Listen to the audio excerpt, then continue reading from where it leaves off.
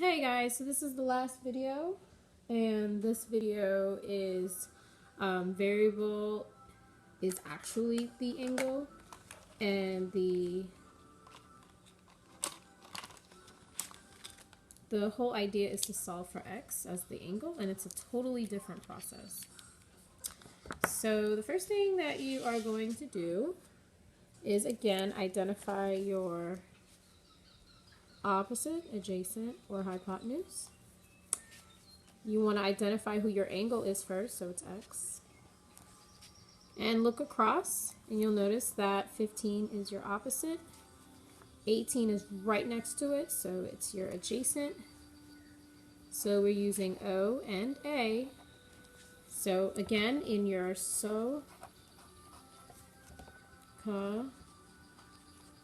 TOA, the one that uses O and A is tangent. So we're going to write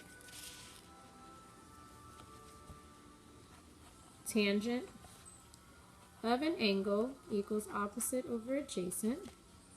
Tangent, the angle is x,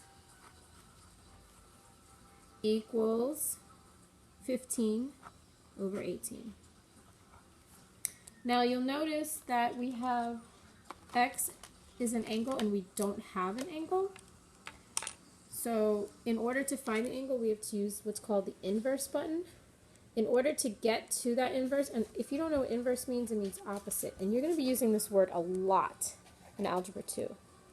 So it means opposite. So the opposite button is found in the second, when you press second. So in order for us to be able to use that button, we kind of have to switch the places of those two. Our whole entire fraction will go where x is, and x will go where the fraction was.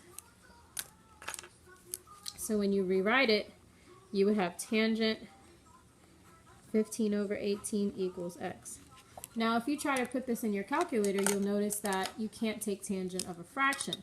That's because we need to do the opposite of tangent, or the inverse.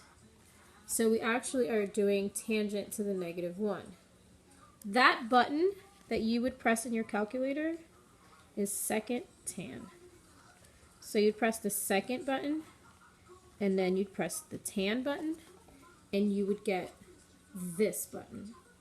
Now once you press these two together, well, not together, but press that one and then press tangent, then you'll get parentheses. You'll put 15 divided by 18, close parentheses, and it'll tell you what your value of x is going to be. So you can put this in your calculator exactly the way I described it, and your final answer will be 39.806. Again, you know I like to round, so 39.81. Now remember, this is an angle. So when it's an angle, all angles have a degree. So this is the only one that it's very important that you have a unit here. Because if you don't have that unit, then it's technically you didn't solve for the degree. Now if you have 39.80, that's fine. But you know I like for you guys to know how to round. Okay, so this is the last and final video for Monday. So hopefully all of these videos will help you and prepare you for your checkpoint on Wednesday.